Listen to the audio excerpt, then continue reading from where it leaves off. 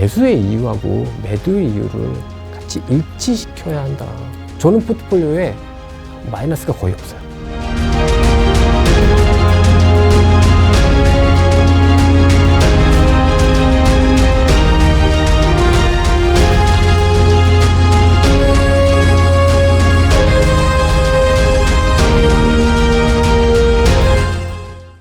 해보 반갑습니다. 오늘은 김진 이사님 모셨습니다. 이사님 반갑습니다. 안녕하세요. 김진이라고 하고요. 한 21년 동안 대형 증권사에서 프랍 트레이더로 활동을 하다가 지금은 이제 뭐 채널명이 이후에 좀 바뀔 수는 있겠습니다만 주식 원탑이라는 채널에서 개인 투자가분들 혹은 뭐 PB분들의 투자를 조금 더 편하게 하는 그런 이야기들을 좀 드리려고 도와드리고 있는 사람입니다. 프랍 트레이더로 거의 뭐 20년 이상 일을 하셨는데 예. 이게 좀 단어가 생소하실 거거든요. 네. 구체적으로 어떤 일을 하는 건가요? 예, 일단 프랍 트레이더를 모르시는 게 당연합니다. 왜냐하면 많이 없어요, 대한민국에. 기관 투자가의 일종이고요. 근데 많이들 기관 투자가를 아시는 거는 이제 자산운용사의 펀드 매니저를 제일 많이 아시죠. 근데 이 프랍 트레이더는 뭐냐면 금융기관에 소속되어서 고객의 돈이 아니라 회사의 고유 자산을 주식이나 채권 이런 곳에 투자를 해서 수익을 가져다 주는 그런 일을 하는 직업을 보고 이제 프랍 트레이더라고 이야기를 하고요. 저는 앞서 설명드렸듯이 뭐 한 21년 정도 프랍 트레이더 생활을 했는데 이거 참 민망한 말씀입니다만 굉장히 기적에 가까운 일이다. 우리가 결국 이 주식 투자뿐만 아니라 뭐 부동산 투자, 채권 투자 뭐든 간에 결국 궁극적으로 돈 벌려고 하는 거잖아요. 그렇습니다. 근데 어느 정도는 이제 돈을 벌려고 봤을 때는 주식 투자도 그렇지만 리스크도 잠재하고 있잖아요. 예, 그럼요. 이런 상황에서 우리가 궁극적으로 지향하는 건 좀 손실은 덜 하고 수익은 많이 보자라는 부분인데 그러기 위해서 주식 투자를 할 때 처음에 많은 분들이 가지고 있는 생각이 좋은 주식을 싸게 사야 된다라는 개념이잖아요. 예, 그렇습니다. 그럼에도 불구하고 주식 투자로 수익을 보기 되게 어려워하는 부분들이 많은데 이게 궁극적으로 보면 이사님의 그런 20년 이상의 노하우를 토대로 봤을 때 이 주식 투자에서 가장 중요한 본질, 이제 주식 투자 관점에서 결국 내가 수익을 내기 위해 봐야 하는 가장 우선시 되는 게 뭐라고 생각하시는지? 우선적으로 이제 좀 싸게 사서 비싸게 팔아야 된다. 좋은 주식을 싸게 사야 한다. 이 관점에서만 생각을 하면 철학적인 접근인 것 같아요. 그러니까 철학이 다르면 이걸 완전히 반대로도 접근할 수 있다. 20몇 년 동안 기관 투자를 하는 사람이 저렇게 이야기를 한다고 이렇게 생각하실 수도 있는데요. 저는 어떤 기업의 미래나 이런 것들을 제가 제대로 전망하고 예상할 수 있을까에 대해서 저는 불가능하다고 보는 입장입니다. 뭐 아무리 재무제표를 띄워본다고 하더라도 아무리 그 기술적인 산업들을 막 이해하려고 한다고 하더라도 어찌 보면 어떤 한 기업의 미래를 정확하게 예측하거나 그 미래들을 이렇게 예상하는 것 자체가 굉장히 힘든 일이다라고 생각을 하고요. 그렇다라면 저는 어떤 생각이 기본적으로 깔고 있냐면 시장이 나보다 기본적으로 훨씬 더 많은 정보를 포함하고 있다. 시장이 나보다 훨씬 더 많은 정보를 가지고 있다라고 생각을 하면 그 자산의 가격들이 어떤 일정한 방향성을 가지고 있다면 그 방향성 자체를 있는 그대로 받아들인다. 라는 관점이 기본적으로 제 모든 자산을 볼 때 기본적인 태도 중에 하나예요. 근데 단 하나 여기서 중요한 부분 중에 하나는 제가 투자하고자 하는 자산은 제가 그 추세를 충분히 신뢰할 만한 큰 자산이어야 합니다. 중소형주는 해당하지 않는다. 왜냐하면 그 가격을 충분히 신뢰하기도 어렵고 그 가격이 이루어지는 어떤 추세 자체도 충분히 신뢰하기가 어렵다. 2017년 이후로 은퇴할 때까지 포트폴리오에서 재작년을 제외하면 마이크로소프트하고 엔비디아는 포트폴리오에서 단 한 번도 빠진 적이 없었거든요. 좀 찾아봤어요. 엔비디아를 처음 샀던 시점. 그게 한 22불 정도 되더라고요. 근데 지금 이게 760불이죠. 근데 그 22불 살 때 이미 땀 흘렸을 때 산 거였어요, 제가. 저는 2017년에 엔비디아가 지금의 엔비디아처럼 저렇게 될 거라고 정말 1도 생각한 적이 없습니다. 네, 사실 진짜 불과 2년 전? 아니 작년만 해도 이 정도로 올라갈 거라고 생각하신 분들 거의 없을 거예요. 근데 그 사이에 보면 엔비디아는 저는 솔직히요. 엔비디아 사장도 몰랐을 거라고 생각해요. 그렇죠. 네. 젠슨왕도. 예. 지도 얻어 걸렸다. 왜냐면 엔비디아가 처음에는 GPU 그 컴퓨터의 보조 장치 뭐 이런 회사에서 갑자기 데이터 센터의 속도가 중요해지니까 이러다가 테슬라가 GPU 덩어리로 데이터 센터를 만든다는 사실을 그러다가 갑자기 비트코인이 터져서 비트코인 채굴할 때 GPU가 많이 필요해진다는 걸 그리고 지금은 AI가 이렇게 된다는 걸 물론 이제 그런 것들을 잘 대비하면서 기술을 개발한 건 분명히 훌륭한 포인트지만 2017년에 황씨 아저씨가 그걸 예상했을까? 저는 다 놓고 아니다. 얻어 걸렸다. 근데 저도 얻어 걸렸다. 근데 추세를 추종하게 되면 그 미래를 다 몰라도 22불에 사서 760불이 될 때까지 가지고 있을 수 있다. 이사님이랑 저랑 네. 약간 비슷하면서도 다른 것 같은 게 네. 그러니까 결국 이 우리가 돈을 벌려면 이 돈의 흐름이 이쪽으로 가는 그 방향성을 보자라는 거잖아요. 네네. 근본적으로. 예. 그러니까 저도 투자에 있어서 가장 중요하게 생각하는 게 돈의 흐름이거든요. 네네. 그래서 저는 이제 돈의 흐름이 어디로 크게 이동될지를 좀 미리 찾아보고 나서 이동이 되는 방향성이 이쪽으로 그 생각이 든다면 거기에 이제 서서 기다리는 네. 투자를 선호를 하는데 네.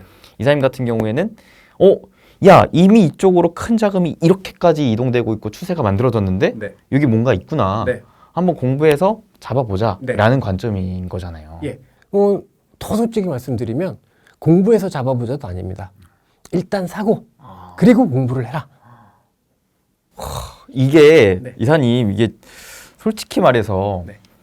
주린이 분들도 그런 생각 갖고 있긴 하거든요. 네. 올라가니까 일단 사자. 네. 그리고 뭐 어찌됐든 언제 팔지에 대한 공부를 하자라는 네. 식으로 하다가 물리는 경우가 태반이잖아요. 네네. 근데 20년 이상 그 프랍으로 계셨던 분조차도 네. 그런 식으로 접근한다고요. 가장 다른 건 팔 줄 아는 거겠죠. 팔 줄 아는 거겠죠. 그럼 언제 파나요? 저는 개인적으로 제일 좋아하는 주식이 어떤 주식이냐면 올라가는 주식입니다. 제일 좋아하는 주식이 가치주도, 성장주도, 캐시플로우가 좋은 주식도, 뭐 주주 환원이 좋은 주식도 아닙니다. 지금 올라가고 있는 주식이 제일 좋거든요. 모든 주식을 포지션을 잡을 때 올라가는 추세라고 생각해서 올라가고 있기 때문에 삽니다. 그럼 저는 언제 팔까요? 안 올라가면 팝니다. 무슨 얘기냐면 올라가는 추세가 이 상승하는 추세가 끝나면 그 가격이 많이 먹은 가격이든 아니면 손절의 가격이건 상관없이 팔아요. 그러면 이게 이제 기술적 분석으로 제가 무슨 어떤 특이한 시그널을 가지고 있는 게 아니고요. 상승 추세가 이탈됐다라고 이야기하는 거는 저는 사실 수많은 분들한테도 이건 이탈된 것 같지 않아요? 그럼 다 동의하세요. 그 정도 시그널 나오면 파는 거예요. 저는 이제 프랍 운영할 때 이제 뭐 운용사에서 있던 매니저들 출신들도 있고 보면 제 포트폴리오와 다른 사람들의 포트폴리오의 가장 다른 점은 저는 포트폴리오에 마이너스가 거의 없어요. 제가 잘 찍어서가 아니고 제가 종목을 엄청 잘 골라서가 아니에요. 저는 가장 핵심적인 건 뭐냐면 매수의 이유하고 매도의 이유를 같이 일치시켜야 한다. 그래서 사실 엔비디아는 앞서 말씀드렸던 엔비디아를 7, 8년 동안 안 팔 수 있었던 것 같거든요. 왜냐하면 어떻게 갖고 있을 수 있었냐 물어보세요. 팔 기회를 안 줬어요. 계속 올라서. 네. 계속 그러니까 뭐 이렇게 됐죠. 네, 이렇게 되긴 했지만 기본적으로 추세를 무너뜨리지 않았어요. 재작년을 제외하면. 재작년을 제외하면. 근데 이게 야 너무 이런 거 아니야라고 하지만 이 시장에 있는 모든 자산들을 이렇게 하나씩 봐서 이걸 다 추세 관점으로 보게 되면 그러면 어떤 시장의 이야기가 들리거든요. 그리고 그게 전체 시장을 해석하는 큰 툴이 되기도 하고 예를 들면 재작년에 엔비디아는 많이 빠졌단 말이에요. 그렇죠. 엔비디아는 많이 빠졌는데 그 과정에서 추세를 안 무너뜨린 종목이 마이크로소프트가 안 무너뜨렸어요. 근데 저는 이것들이 모두 다 하나의 주도주 데이터 경제라는 주도주 군으로 봤거든요. 그래서 저는 엔비디아를 극단적으로 줄일지언정 지우진 않았죠. 왜? 주도주 군 중에서 몇몇 개는 여전히 살아있으니까. 그런 식으로 이게 하나의 단편적인 것들에 대한 의사 판단이 아니라 이걸 모든 자산에 대해서 다 그렇게 보다 보면 전략들이 좀 더 나오게 되고 그렇게 됩니다. 지금 현재 시점에서 이사님께서 보셨을 때 가장 신뢰할 수 있는 추세, 돈의 흐름은 뭔가요? 전 세계에서 재작년에 금리를 우리가 이제 인상을 했잖아요. 전 세계적으로. 그래서 사실상 거의 모든 산업에서 투자는 이루어지지 않아요. 여기서 투자라고 하는 건 주식 투자가 아니라 이 캐피탈의 투자죠. 이 캐피탈의 투자가 계속해서 이루어지고 있는 곳은 미국의 AI 산업밖에 없거든요. 그 외에 이렇게 대규모의 캐피탈 투자가 이 금리 상황에서 이루어지고 있는 곳이 어디 있는가 라고 보면 미국 내에서도 사실상 찾기가 어렵거든요. 그렇기 때문에 어떻게 보면 뭐 미국 주식 자체도 올라있는 몇 개 종목을 빼면 거의 안 올랐다고 하죠. 이게 맞아요. 굉장히 디커플링이 심하잖아요. 그러니까 미국 주식은 던져서 얻어 걸리면 다 오르는 상황이 아니거든요. 맞아요. 그렇지 않습니까? 그 이야기는 뭐냐면 산업별로도 펀더멘탈리 되게 디커플링이 많이 돼 있다는 뜻인데 그런 측면에서 보면 저는 이렇게 생각해요. 계속해서 캐피탈이 투자되는 곳이 가장 좋은 곳이 아닌가라는 생각을 하고 그렇다라고 하면 지금도 여전히 너무나 많이 급등을 했으나 지금의 미국의 AI와 관련한 기업들 외에 주식을 한다면 그 기업들 외에 다른 기업들을 논하는 게 그럼 먼 미래를 바라봐야 되는 고통스러운 일이 될 수도 있을 거다.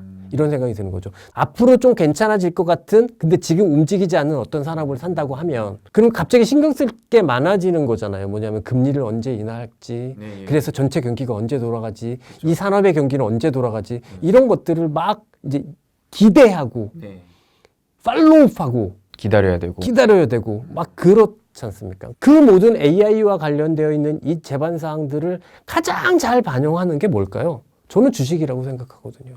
주가 어느 순간 이제 부러지는 상황이 나오면 그리고 나서 이제 더 잘 아시겠지만 이후에 얘가 왜 부러졌는지에 대해서 한 2달 정도 있다가 알게 되는 거잖아요. 그렇죠. 지금 현재는 그냥 이 산업이 제일 좋은 거에 대해서는 모든 사람들이 다 동의하는 바라면 그냥 계속해서 거기에 집중하는 게 제일 좋지 않나. 제가 재미난 그래프를 하나 보여드릴까요?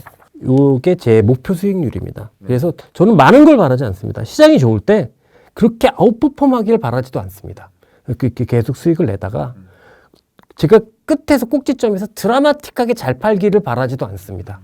근데 이렇게 같이 손실을 좀 보다가 시장이 이렇게 하락을 할 때 저는 제 목표는 이렇게 되길 원합니다.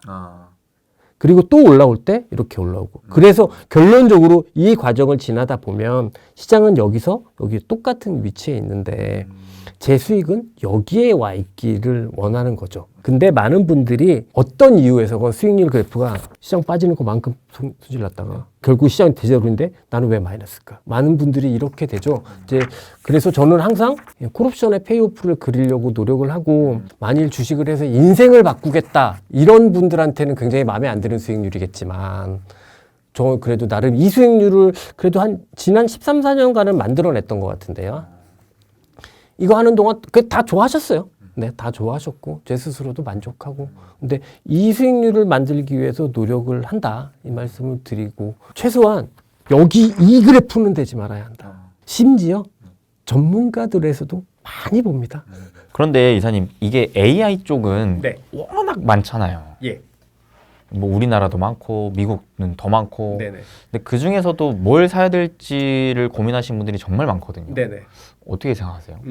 올해 1월 달에 이제 미국의 라스베가스에서 항상 CES를 하잖아요. 그쵸. 갔다 오면 CES 리뷰 리포트 같은 경우를 이렇게 다 보는데 IT 프로덕트건 어떤 소프트웨어 기업이건 다 모두 다 AI 테크놀로지를 접목한 서비스를 제공하겠다라고 이야기를 하고 있습니다. 가전이건 IT 자동차건 이런 거와 뭐 그다음에 소프트웨어 기업들이 궁극적으로 자기네들이 AI 엔진을 가지고 있는 게 아니라 이제 빅테크 4인방이라고 하죠. LLM을 이용해서 이제 AI 서비스를 하겠다는 거잖아요. 그러면 얘네들은 이만큼 있는데 여긴 4명밖에 없죠. 더 중요한 거는 뭐냐면 그럼 얘네 이 4명이 열심히 LLM 서비스를 확장시키기 위해서 데이터 센터를 막 투자를 하는데 그게 핵심적으로 잘 돌아가려면 가장 핵심적인 반도체가 있어야 되잖아요. 그러니까 산업이 완벽하게 역피라미드입니다. 원래는 모든 산업은 이렇게 정의 피라미드잖아요. 그렇죠. 그래서 이 서플라이 벤더들이 을이지 않습니까? 그렇죠, 그렇죠. 그리고 이제 최종 제품을 만드는 사람들이 항상 갑이잖아요. 네, 네.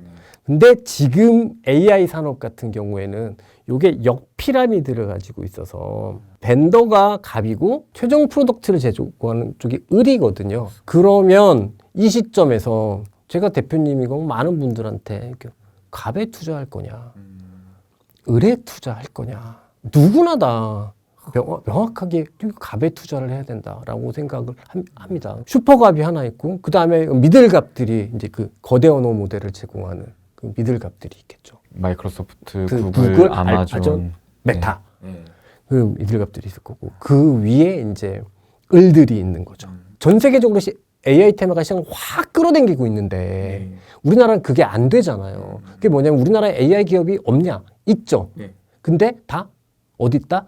을이죠. 그러니까 우리나라에 AI를 접목하겠다라는 기업들은 대부분 이 AI 기술을 이용해서 어떤 서비스를 고객 최종 소비자에게 제공하겠다라는 비즈니스잖아요. 그렇죠. 근데 이 비즈니스를 하는 곳이 지금 현재 산업에서는 을이라는 거죠. 그 CS 리뷰가 공통된 단어가 하나가 있었거든요. 이게 뭐냐면 다 AI를 한다고 하는데 킬러 어플리케이션이 보이지 않는다. 저는 그거 보고도 어떤 판단했냐면 오케이, 그 맨 위에 있는 소프트웨어 다 빼. 그러니까 많은 분들이 이게 좋은 건 이미 알고 있지만 네. 아 내가 괜히 올라탔다가 떨어지는 거 아니야 네. 이런 불안감에 못 사시거든요. 네. 앞서 말씀드린 대로 저도 몰라요. 어디까지 올라갈지. 그럼에도 불구하고 제가 이 종목들을 말씀을 드리는 건 우리의 모든 투자가 성공할 수는 없고 저는 성공률이 높아야 수익을 낼 수 있다라고 생각하지 않습니다. 10개 기업을 투자를 했는데 7개에서 손절이 나고 3개에서 수익이 나도 이 3개가 압도적인 수익이 나면 전체적으로 수익을 낼 수 있다라는 주의예요. 근데 요거를 또 좀 더 극단적으로 설명을 드리면 우리가 이제 명절에 고스톱을 치지 않습니까? 네네. 고스톱을 치면 밤새서 치고 나면 결국 지나고 나면은 승률은 비슷해요. 그렇죠, 그렇죠. 예. 근데 어떤 사람은 잃고 어떤 사람은 따가잖아요. 잃은 사람은 뭐냐면 고들이 5점 스톱. 홍단 3점 스톱. 근데 딴 사람은 쓰리고에 양박에 막 그렇죠, 그렇죠. 이렇게 따는 거잖아요. 그럼 저는 뭐냐면 이 사람이 돈을 딴 이유는 승률이 높은 게 아니잖아요. 아 이사님 타짜시네요. 그럼- 제가 네. 영화 중에 저의 가장 최애 영화가 타짜거든요. 네네. 타짜의 고니가 최종 이제 이길 때 네. 계속 죽어, 네. 죽어, 네. 죽어 네. 하다가 딱 승부를 봐야 될 때 네. 자기 손모가지 걸잖아요. 네. 그렇게 하시는군요. 근데 뭐 제가 그렇게까지 그런 건 아닌데 네네. 그 만약에 뭐 비중을 축소 뭐 이렇게까지 한다면 한 100번, 200번의 매매를 할 텐데 그 100번, 200번의 매매 중에서 성공하지 못, 그러니까 잘못된 닥짓이었던 경우가 한 60, 70%는 되는 것 같아요. 작은 거로 닥짓이면 좋고 그다음에 한 번 잘했을 때 이걸 끝까지 먹을 수 있어. 그렇죠. 이사님과 대화하면서 확실히 야, 내공이 정말 대단하시다. 그리고 사실 이사님께서 처음부터 그 방법만 주구장창 판 게 아니라 이것도 해보고 저것도 해보고 다 네. 해봤을 때 네. 이게 확실히 이 자산을 내가 증식시키는 데 있어서 가장 효율적인 방법이구나라는 네. 거를 터득하신 것 같아요. 경험을. 네, 그렇습니다. 그래서 저 입장에서는 물론 저도 주식 투자를 뭐 10년 넘게 했긴 했지만 그보다도 약간 더 먼저 앞서 나간 그 선배님의 네. 소중한 그 노하우 경험을 네. 간접적으로나마 이렇게 좀 배우고 있다는 생각이 들거든요. 그래서 너무나 감사하고 네. 저도 그 선배님의 그러한 전략을 조금씩이라도 한번 좀 참고해서 저의 투자에 한번 입혀보면 좋을 것 같다는 생각이 드는데 근데 제가 이제 선배님께 하는 이제 후배 질문이라고 좀 네. 생각을 해주실 때 선배님께서 가장 선호하는 투자 전략은 그럼 무엇인지 투자는 사실은 3단계가 존재하거든요. 이게 뭐냐면 첫 번째는 자산 배분. 그러니까 위험 자산의 노출을 얼마나 시킬 것이냐. 두 번째는 포트폴리오 구성. 네. 어떤 주식을 살 것이냐. 네네. 그다음에 마지막 단계가 트레이딩. 그래서 이제 이거는 얼마에 사고 얼마에 팔 것이냐 하는 요 3단계가 있는데요. 이거는 제 얘기는 아니고 아주 많은 연구 결과에서 이 투자의 3단계에서 실제로 투자의 성과에 가장 큰 영향을 미치는 단계는 요 첫 번째 자산 배분의 단계거든요. 위험 자산의 비중을 조절하는 단계. 그리고 이 영향력은 실제로 뭐 연구마다 다릅니다만 플러스 마이너스 80%. 1억으로 20%가 낫냐? 1,000만 원으로 100%가 낫냐? 너무 쉽게 1억으로 그게 그렇잖아요. 그렇죠. 위험 자산에 대한 조절 이게 한 80% 이상이라고 생각을 하고 그 다음에 이제 그러면 어떤 주식을 가져갈 것이냐 그리고 트레이딩은 어떻게 할 것이냐인데 사실상 트레이딩은 전체 투자의 성과에 한 3%도 영향을 미치지 않는다고 해요. 제가 해외 포지션을 2,000원 넘게 갖고 있을 때도 있었는데 제가 그 시세 보느라고 잠을 안 자고 그런 적은 단 한 번도 없거든요. 주문 수량이 작으면 시가 반 종가 반이었고 항상 결정은 종가 보고 시세가 안 움직일 때 결정했고 그 다음날 하루 평균가 주문으로 냈고 아니면 주문 수량이 작으면 시가 반 종가 반. 그런데 이제 좀 많이 너무나 안타까운 건 제일 중요한 이 자산 배분에 대한 과정에 대해서는 이 개인 투자가분들도 고민을 안 하시고 궁금해하지 않으시고 개인 투자가분들이 궁금해하지 않으시고 인기가 없으니까 모든 유튜브 채널이 어떤 종목 살래? 얼마에 살래? 그러니까 실제로 투자의 전체에서 20%밖에 영향을 미치지 않는 걸 가지고 계속해서 많은 이야기, 주로 그런 콘텐츠들이 있는 것 같거든요. 그래서 저는 그게 아니다. 자산 배분이 제일 중요하다라는 말씀을 드리고 이거를 주로 말씀을 드리려고 해요. 앞서 이제 제가 제 투자 수익률의 목표를 말씀을 드렸는데 여기서의 핵심은 뭐냐면 이렇게 하락하는 과정에 제 손실을 지켜내는 거잖아요. 그렇죠. 이게 결국은 궁극적으로 이거를 만들어내는 거잖아요. 이렇게 하락하는 과정에서 수익을 지켜내는 핵심적인 방법이 뭘까? 엄청난 트레이딩 스킬? 엄청난 대박주를 찾아내는 것? 아니죠. 안 좋을 때 안 하는 거죠. 안 하는 겁니다. 주식 비중을 항상 왜 100으로 가져가느냐. 그렇죠. 수익률이 중요한 거는 자산운용사 펀드 매니저들이나 수익률이 중요한 거고 걔네들은 벤치마크 대비해서 뭐 높았냐 낮았냐를 떠나니까 개인 투자가분들도 마찬가지잖아요. 사실은 내가 아웃퍼폼 했냐 언더퍼폼 그게 중요한 게 아니라 정말 절대적으로 내가 수익을 내냐 돈을 버냐 이게 중요한 거지 않습니까? 그러면 돈을 벌기 위한 첫 번째 방법은 대박주를 찾아내는 게 아니라 손실을 안 봐야 되거든요. 손실을 안 보는 가장 좋은 방법은 제 기준에는 1년 365일 주식을 계속하면 안 된다. 이제 은퇴하기 전 마지막 해 작년 같은 경우에도 저 주식 포지션을 70% 이상 갖고 있었던 기간이 딱 석 달밖에 안 돼요. 2,500억 한도인데 주식 비중이 100억이었습니다. 프랍은 돈을 딱 주는 게 아니라 2,500억이라는 한도 내에서 제가 마음대로 주식을 살 수 있는 거고 그 주식을 살 때 회사가 콜로 땡겨주는 거예요. 작은 비용도 안 쓰는 거죠. 예, 그런 구조기 때문에 만약에 했다고 하면 채권을 하거나 그런 식으로 뭐 아니면은 뭐 단기성 자금으로 돌린다거나 그런 식으로 했겠죠. 가장 핵심적으로 제가 제일 중요하게 생각하는 건 자산 배분이 제일 중요하다. 그럼 자산 배분을 어떻게 하면 잘할 거냐. 제가 제일 매일 쓰는 노트거든요. 매일마다요? 네. 이렇게 매일마다 뭐 유럽, 미국 그래서 모든 지수, 모든 종목들, 모든 섹터별의 흐름들을 이렇게 추세의 관점에서 이렇게 메모를 합니다. 이렇게 메모를 하고 나서 이걸 머릿속에 넣고 이건 좀 제가 작년 거를 가져왔는데 제가 이렇게 매일매일 제 이름으로 시황을 써요. A4지로 3페이지에서 4페이지를 아침 시간에 쓰죠. 이렇게 쓰는 이유는 뭐냐면 저는 이거거든요. 주식 투자를 잘하는 가장 좋은 방법은 전체 글로벌 금융시장이 매일 나에게 이야기를 해준다고 생각하거든요.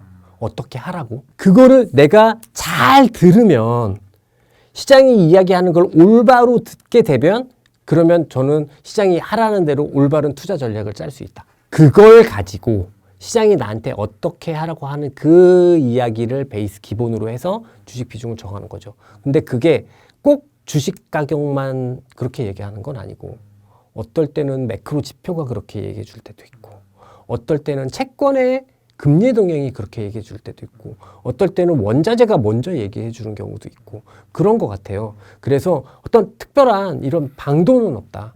그럼 방도가 없으면 어떻게?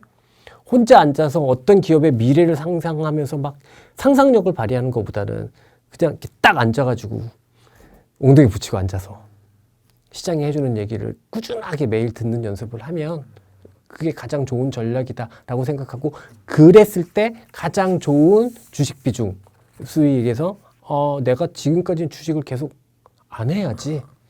그러니까 판단이 된다는 거죠. 근데 이거는 그러니까 사실 제가 봤을 때 가장 이상적인 방법인 것 같아요. 주식쟁이가 할 수 있는. 그렇죠. 네. 네. 그거를 내가 업으로 삼지 못하는 분들은 감히 할 수 없는 일이지 않을까. 맞습니다. 그렇죠. 네, 그럴 수 있어요. 그래서 물론 이제 정답은 없는 거니까 네. 돈 버는 일에 네. 각자의 스타일에 맞춰서 하면 되는 것인데 제가 이제 이사님이랑 이제 얘기했을 때 느꼈던 바는 야 이거 주식을 매일같이 볼 수 있는 이걸 업으로 하는 사람은 이렇게 해야 가장 최고 효율이 나올 수 있겠다. 매일 할 수 있는 사람이라면. 예. 네. 그렇죠. 네. 그렇게 좀 받아들여지네요. 그런데 여기서 한 가지 궁금한 건 이제 아까 여기 그림에서 보여주다시피 우리가 이 내 자산을 지키기 위해서는 뭐 좋을 땐 벌지만 안 좋을 땐 스탑할 수 있는 여유도 필요하겠지만 기준이 있어야 될 것 같거든요. 쉽게 말해 폭락이 나오는 거를 내가 알아채야 그만둘 수 있는데 그거를 어느 기준을 가지고 판단하시는지 뭐 아까 뭐 여러 가지 사태가 있다고는 하지만 뭐 제가 이제 말씀드리기에는 지금 그런 신호가 혹시 나왔는지 제가 2008년, 2012년 그리고 코로나 때 손실을 안 봤거든요. 선물이 하한가 가는 거 보셨습니까? 아 2008년은 제가 못 봤습니다. 네. 저는 솔직히 최근에 주식 투자를 하셨던 분들한테 가장 힘겨운 상황이었다면 아마 코로나였을 건데 그렇죠. 저는 되게 2008년을 겪어봐서 그런지 야, 이 정도면 괜찮아. 막 이거였거든요. 야, 이 정도면 괜찮지. 이 정도 가지고 왜? 막 이랬는데 저는 이건 것 같아요. 그 코로나 때도 그랬고 많은 분들이 어떻게 시장이 이렇게 비이성적으로 움직이잖아요. 그럼 막 시장을 이기려고 하세요. 그래서 이거 시장이 미쳤다. 지금이 기회야. 막 정말 어떤 하나의 종목이나 막 그렇게 생각을 하시거든요. 근데 저는 정말 거기서 반대 생각을 하는 거죠. 제가 시장이 이야기해 주는 걸 듣는다고 했잖아요. 저는 2008년이건 2010년이건 코로나 때건 제가 들었던 바로는 뭐냐면 시장이 미쳤으니까 빨리 돈을 벌어가 아니라 도망가였어요. 그러니까 있는 그대로 받아들여야 되는데 우리는 항상 거기서 뭔가 플러스 알파를 추구하잖아요. 물론 엄청나게 단기간에 그때 밑에 딱 잘 잡으면 엄청난 수익을 주죠. 엄청난 수익을 주고 매력적인 수익을 주지만 그거 노리다가 손실이 먼저 네, 그런 경우가 훨씬 더 많기 때문에 폭락의 징후는 그런 것 같아요. 모든 자산들이 하나의 방향으로 일방적으로 가면서 이전과는 말할 수도 없는 변동성을 가지고 있으면 이건 도망가야 되는 사인이지 맞대응해야 되는 사인은 아닙니다. 오늘 전반적으로 자산 배분을 가장 중요시 얘기해 주셨잖아요. 네, 그렇습니다. 그러면 그 자산 배분 관점에서 봤을 때 현재 만약에 1억이 있는 투자자라면 이거를 자산 배분 어떤 식으로 하는 게 좋을까요? 해외 투자도 많이 하시니까 글로벌 포트폴리오를 주식 투자를 하신다라고 하면 저는 첫 번째 주식 비중은 한 80% 정도. 프랍이었으면 80%가 적절하지 않습니다. 프랍은 60% 정도가 적절해 보이고요. 개인 투자가들은 또 그렇게 프랍만큼 그렇게 타이트한 환경은 아니니까 그 80%의 포트폴리오에 60에서 70%는 미국의 AI 관련한 주도주로 꾸리셨으면 좋겠고요. 그게 꼭 뭐 개별 종목으로 하셔도 좋은데 저는 제일 좋은 방법이 예를 들면 나스닥 ETF를 사고 엔비디아를 좀 사고 마이크로소프트를 사면 뭐 메타를 좀 사면 그럼 이거 기관 포트폴리오거든요. 무슨 얘기냐면 엔비디아, 마이크로소프트, 메타를 오버웨이트 시킨 기관 포트폴리오하고 똑같아요.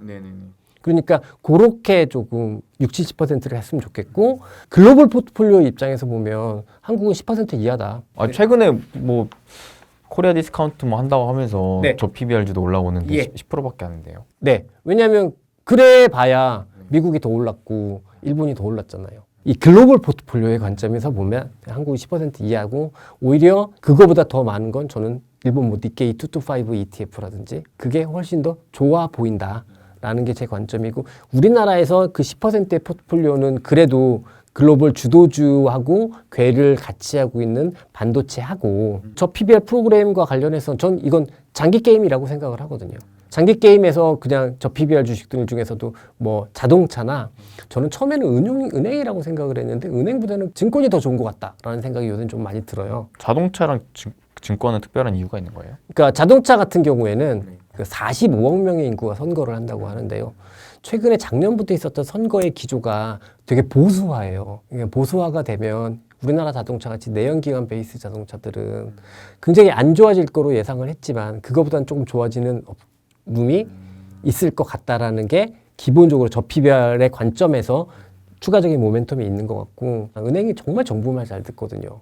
그래서 초반에 참 각광을 받았는데 궁극적으로 이게 장기 게임이다라고 하면 이게 결국 이어지는 건 증시 환경이잖아요. 그렇죠. 그럼 증시가 환경 자체가 안정이 됐을 때는 같은 금융 중에서 저 PBR이라고 하더라도 조금 더 나을 것 같다라는 게 그거였고 그래서 국내 비중은 한 10% 그리고 일본 ETF 미국 중심이었으면 좋겠다 말씀드리고 우리나라를 기준으로 본다면 제가 중소형주로 말씀드리는 게 아니라 대형주 기준으로 말씀을 드렸을 때 반도체가 압도적으로 많았으면 좋겠고 그 다음에 자동차 금융순으로 갔으면 좋겠고 우리나라만 투자하신다고 생각했을 때 저는 제가 생각할 때는 공격적인 분이 한 60% 보수적인 분은 한 30-40% 이렇게 생각하시고 좋은 시장과 나쁜 시장을 구분하는 여러 가지 방법 중에 잘 얻어 걸리는 게 없냐 이거로도 많이 저는 구분을 하는데 우리나라는 아직까지는 돈을 이렇게 쉽게 벌리진 않는 것 같아요. 그럼 안 좋은 시장이라고 생각을 하는데 안 좋은 시장이라고 생각하는 상황에서 굳이 내가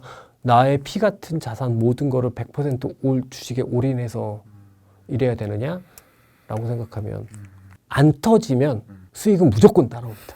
손실 관리가 안 돼서 수익이 안 나오는 거거든요. 저는 사실 그렇게 생각해요. 그렇죠. 예전에 책을 한 권 쓸 때도 그 책을 쓸 때 목표가 뭐였냐면 아주 많은 분들이 주식 계좌를 방치 상태로 놔두시는 분들이 많거든요. 5개 종목이 있는데 평균 손실이 마이너스 70%예요. 이런 분들 너무 많잖아요. 근데 여기까지만 안 가면 모든 게 물려 있는데 이게 다 10% 아래 위로만 물려 있다면 거기까지만 컨트롤할 수 있다면 그리고 나에게 현금이 남아 있다면 그러면 할 수 있거든요. 그럼 결론적으로는 이제 뭐 글로벌 포트폴리오를 꾸린다고 봤을 때는 한 주식 비중을 공격적으로 한 80%. 네. 근데 그 중에서도 한 미국 AI 쪽으로 네. 좀 특화해서 한 절반 이상. 네. 그리고 일본 그 다음이 이제 후순위가 우리나라. 근데 만약에 우리나라에 좀 더 집중해서 투자를 할 거라면은 주식 비중은 한 50% 내외 정도로 하고.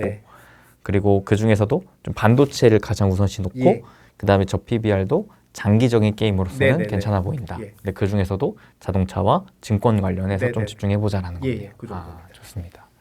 끝으로 저희 시청자분들께 마지막 혹시 강조하고 싶은 한마디 있으실까요? 제 철학을 다 못 받아들이신다고 하더라도 뭐 충분히 그럴 수 있고 그런데 하나만 딱 기억하셨으면 좋겠는 건 사는 이유하고 파는 이유를 꼭 일치시켰으면 좋겠다. 저도 이제 막 유튜버로 시작하는 새내기인데요. 주식 원탑이라고 하는 채널인데 이름은 바뀔 수도 있을 것 같습니다. 근데 거기 뭐 제 이름 김진 이렇게 검색하시면 어떤 채널이 나오는데 아침 8시에 프랍 트레이더의 모닝 미팅이라는 라이브 방송을 여러분들과 진행을 해요. 한 길게는 안 하고 한 30분 정도 진행을 하는데 거기서는 종목, 매매 뭐 이런 거보다는 자산 비중, 주식 비중, 매크로에 대한 설명 이런 것들을 중심으로 하고요. 그래도 돈 되는 이야기라고 생각을 합니다. 제가 이걸 기획할 때 생각했던 건 뭐냐면 정말 일반 투자가든 분들께 여의도에 있는 기관 투자가 애들이 매일 아침마다 도대체 어떤 고민을 하고 어떤 이야기를 하는지 조금은 쉬운 언어로 풀어서 설명을 드리려고 해서 계획한 거거든요. 그러니까 좀 구독자 여러분들 저희 집에도 저희 집 주식 원탑 채널에도 좀 오셔서 한 8시쯤에 오셔서 한번 들러주시면 너무나 감사하겠다. 이 말씀 드리겠습니다. 이렇게 오늘 김진 이사님 모시고 또 다양한 또 자산 배분뿐만 아니라 여러 가지 또 투자 노하우 인사이트들 함께 배워봤습니다.